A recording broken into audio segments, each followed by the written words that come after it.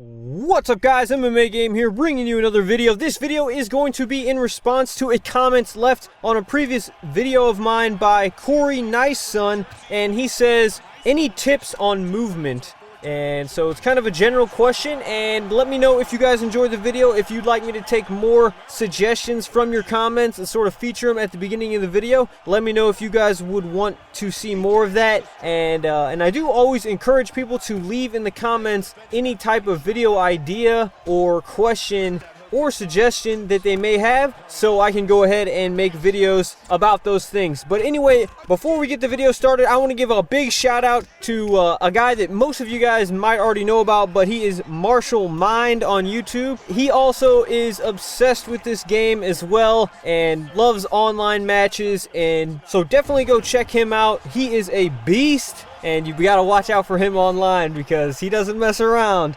So next up is shout out to a guy who shows so much support and is always in my streams and liking all the videos. That is the Shrothinator on Twitter and Twitch TV. And big shout out to you, man. Thanks for all your support. Definitely go check that dude out on Twitter and give him a follow. But getting right into the video, movement.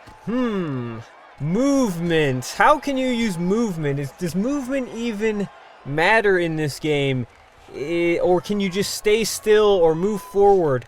The question is, I believe that movement is actually very big in this game, very big factor in determining, in frustrating. It can moving in and out, countering. Movement is basically huge. If you stand in front of someone and don't move, either your head or your foot movement, lateral movement, you are going to get rocked quite a bit. So movement, whether that be moving out of the way, range, is huge. And there's definitely certain fighters where you can really see a difference in their movement, and I'm not exactly sure what stat, or if it's even a stat that determines how good they are, but fighters like Frankie Edgar, Anderson Silva, Francis Carmont, there's a lot of fighters that have this little bounce and this little move to them, which really, you can really tell a difference from when you have like a wrestler that kind of doesn't have good movement. Well, not good movement, but they don't have that kind of spring in their step like Daniel Cormier or someone like that. But then if you use a John Jones, they've got that bounce in their step. And if you can really start to mess around with that bounce and that step, you actually can get a lot of good movements, and you can jump in and out and control the range really well in this game. And that's actually, I think, the biggest part of movement, and not only moving forward and backward, but the lateral movement as well with side steps is actually very useful. It moves your head out of the way, it can get your body out of the way, but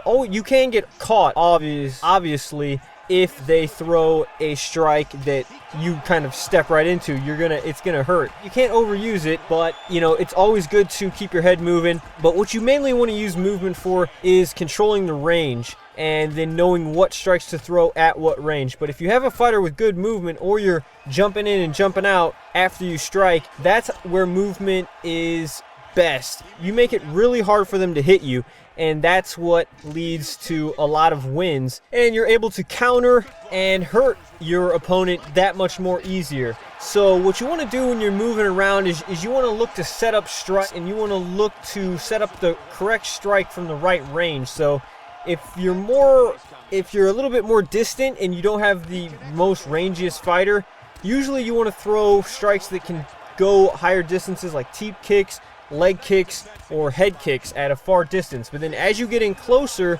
you can throw your knees, your hooks. If your guy's a really close range fighter, similar to like a Michael McDonald, a Mayday, he's a really up close fighter. So it just depends on your fighter. With him, you kind of want to move. You don't want to really move too much. You want to get in front of them and kind of just stay there and keep that close range. And then there's other fighters like a lot of people use John Jones like this, where they just try to throw that long rangy strike and just stay at range. And that can actually work. But so it depends on your fighter and how much range he actually has. So that's just a basic breakdown of movement. It's very important in offense and in defense. Some things to look out for. You don't want to be sidestepping and moving around too much, especially if you have low stamina to begin with, because while you're sidestepping and moving, dashing either forward or backward, you will not be recovering any stamina. So make sure that you have some stamina before you start really kind of moving a lot, because if they get your stamina low and then you start trying to move to dodge, your stamina actually isn't going to go up. So you want to make sure to kind of just back up, don't dash around as much, let the stamina go up, and then continue on. But again, not everyone has the same style in this game. Not everyone moves around as much. It's just not their style. So it just depends on how you play, but it always is good to at least move your head to dodge certain strikes with the head movement and just mix it up. Don't ever just be standing completely still in front of your opponent, especially guys like Renan Barão, TJ Dillashaw.